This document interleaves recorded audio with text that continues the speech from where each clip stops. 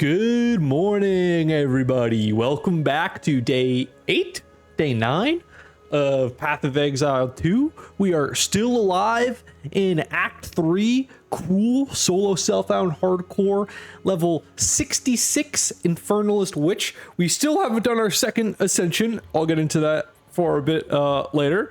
And yesterday was really all about just trying to farm for gear and currency before we progress into maps. I'm very scared of early stages of maps, and I know there are certain mods on rare monsters like extra chaos damage where if we get a pack and I'm sitting at, not essentially 50 plus max chaos res, I'm just gonna get one shot and die. So I really do feel like the game is starting to slow down a bit, and it's time to just kind of farm out gear to prepare ourselves for maps, because I really don't want my kind of end game mapping experience to be plugging in a map and then just instantly dying, which I think is very likely to happen if we're not incredibly well prepared for that phase. So anyway, we can get into a bit of what that looked like yesterday preparing for the end game here in Path of Exile 2, Soul Self on Hardcore Blind Ethical. We ended up farming this kind of swamp zone for a bit, farming this unique boss, with the assumption being, I think unique bosses tend to have pretty good drop rates relative to things like even like rare mobs.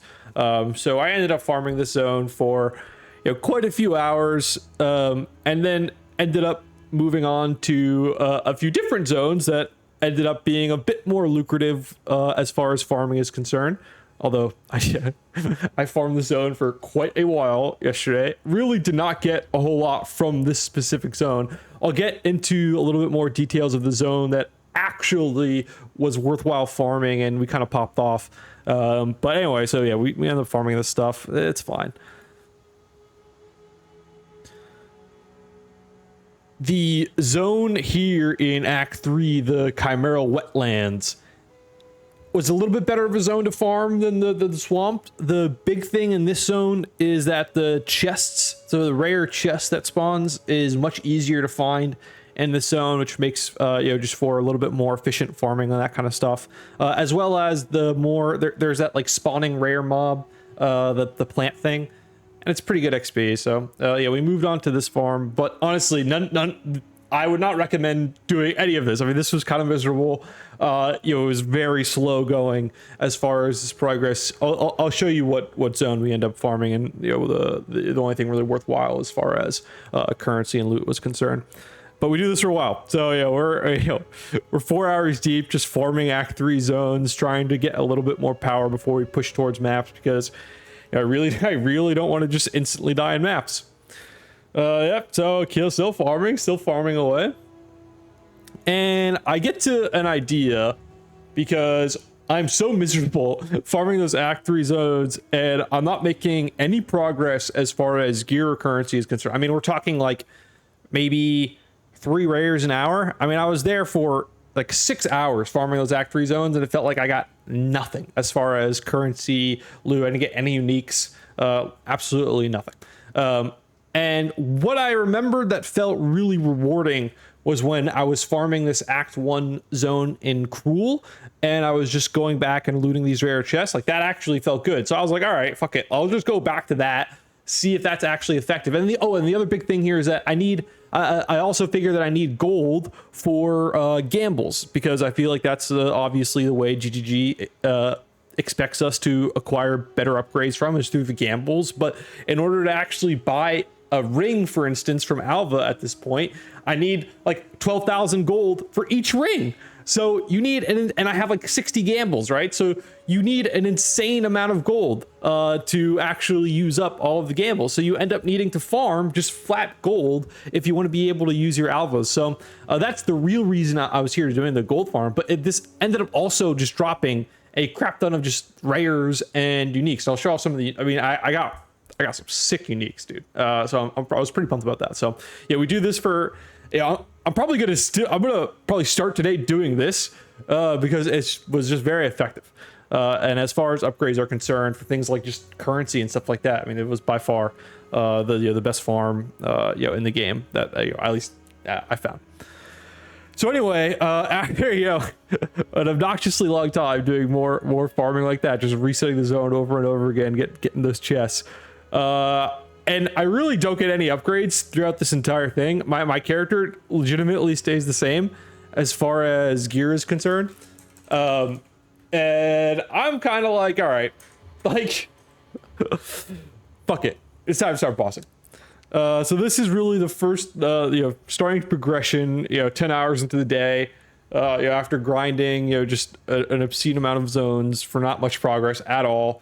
I'm just like, fuck it. All right, let's go. So here it is, progression, bossing.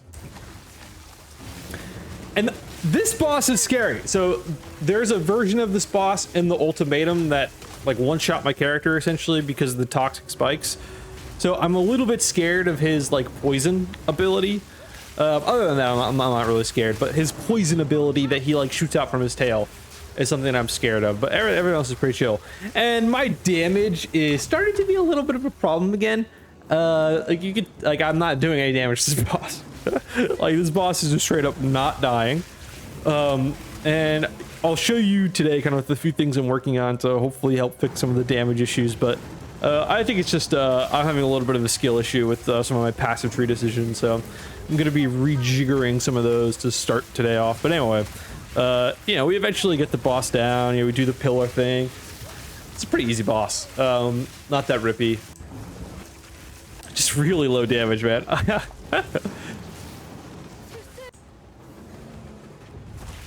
We're locked in. This is this chunk. That ability kind of terrifies me, but everything else was fine. And it leaves like poison on the ground. Like, what is that, bro? What kind of ability is that? So anyway, dead boss. Yeah, that's scary. And it's so nice when my minion like tanks the boss for a minute. It's pretty OP. Okay, bro. Chill. The next boss. So this boss was fairly. I say it's stressful. If I thought this boss was stressful, the next boss had me pissing my pants. So it's a black drop fight. I don't think, like, going into this fight, I really don't think it's that bad. Like, I kind of thinking it's gonna be fine. I have like 78% fire res. I have like almost 2k armor essentially. I'm thinking this is gonna be chill. It was not chill. It was not chill. So you could avoid his abilities fine. The damage still seems pretty mid, but boss is dying at least. All right, let me get to the we face our maker here in a minute in a way that you really need to be a hardcore gamer to appreciate these kind of moments. And by the way, at the time, this is like 50 hours of slash played, 45 hours of slash played, somewhere in between there. Dying would be devastating at this point. Bro. 41 HP. It's even lower than that. I skipped the frame. I think I get to like 35 or something. Just ridiculous. I'm like pissing my pants here. I mean, I can't believe I survived. Like, and so some important things to note. So one of the reasons I took so much damage there is because my minion wasn't up for the hit. You could see it just spawned. So there was like a second frame where I wasn't getting the flat 20% PDR or just damage reduction from having the minion up. So I was just taking full damage from this and just barely survived, dude. If I probably didn't spend the time farming for like those armors, like didn't get armor scrap drops and just like the HP from being a little bit over leveled, like I'm dead. So like I want to say it was like a waste of time to do all this farming, but if I didn't do that and I just showed up like normal, I'm dead. So I mean, ridiculous situation there. And yeah, we're reset. Yeah. So now I'm terrified.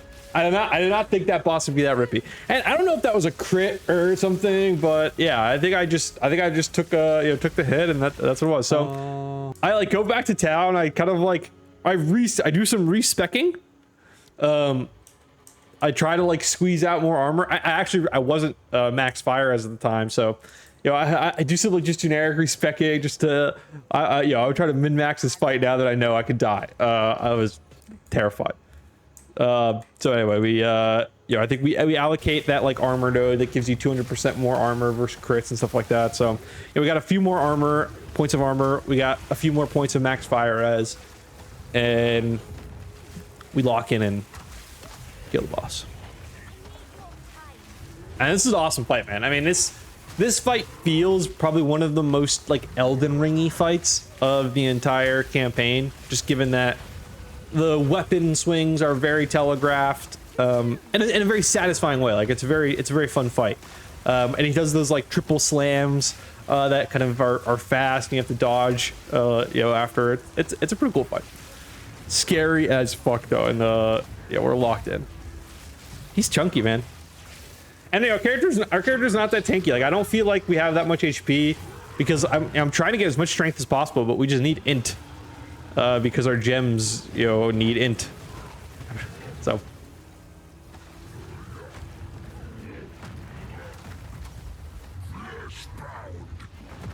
we are locked in gaming.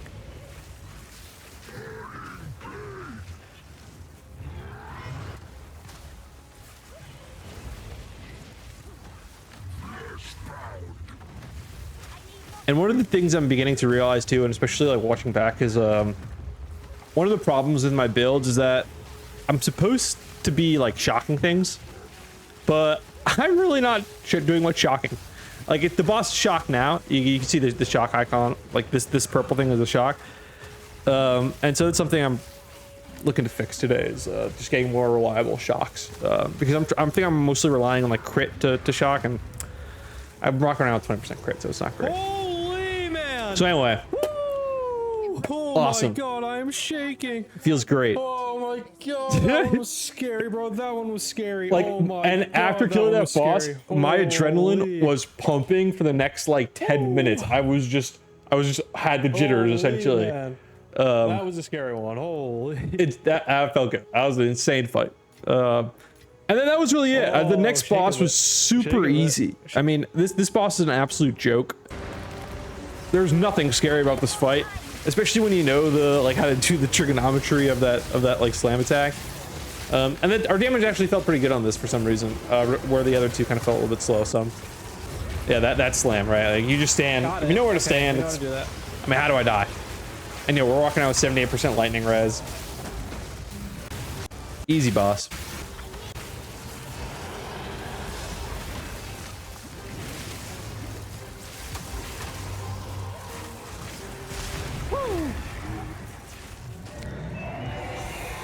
So anyway, so we kill the boss, and then we make our way to the waterways. And we finish that zone, and that's where we are right now. I'm still trying to get 50% chaos res. Once I'm at 50% chaos res, I will go ahead and do my second ascension. And once I get this, I think my character will legit just be immortal. So I'm really trying my hardest to not die before getting this ascension. And essentially, I think once that happens, I'll become immortal.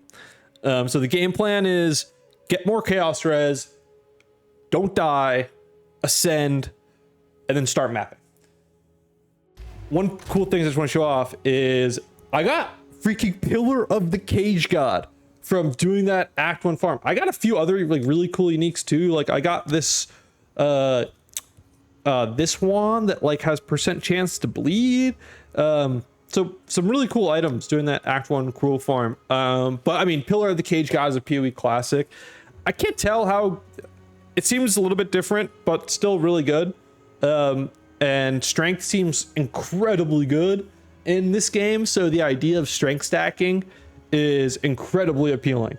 So I definitely want to try making a character around this. And honestly, getting this is so encouraging, because if I die now, at least I can look forward to, okay, I can make a Pillar of the Cage God build. So that's really cool. And that's, you know, again, one of the really fun things about playing PoE this way in the kind of solo self-found hardcore mindset is a little bit of like a roguelike, in the sense that you get to make builds around the things that you drop, and every time is going to be a unique experience that only you're going to have, because not everybody's going to have a Pillar of the Cage God drop. And so it really offers you to, you know, be creative with what the game gives you, instead of trying to force some like boring stale meta that every other one is everybody else is playing. So anyway, if you'd like to see us, farm our eyeballs out so we figure out how to get, more chaos res. Oh, I'm gonna do this craft.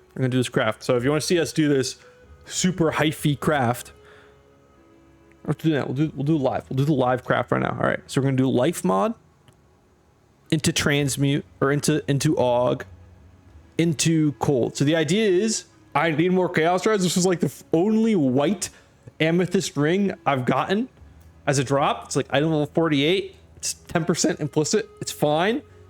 I need an upgrade so bad as far as more chaos res, and I'm really hoping it can come from this item. So here we go. Live craft. Horrible. Absolute brick. I'll still do this. Oh yeah, just like not good. I don't even want to use this now on it. Oh my god, I'm devastated. Anyway.